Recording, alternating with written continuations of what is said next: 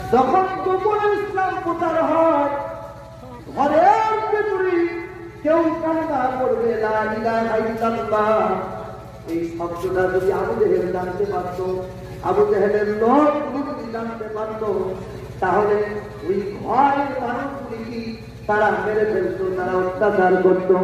তেমনি ভাবে আমার ভাইরা গত 16টি বছর আমরা লক্ষ্য করেছি, আমার ইসলামী ছাত্র শিবিরের ভাইরা কোন জায়গায় যদি 2-4-5 নিয়ে যদি একটা কর্মী বৈঠক করেছে অথবা একটা সভা করেছে, ওই জায়গায় শান্তি পারলে পুলিশ দিয়া তাদেরকে ধরে নিয়ে গেছে। ধরে বলেন ঠিক কিনা?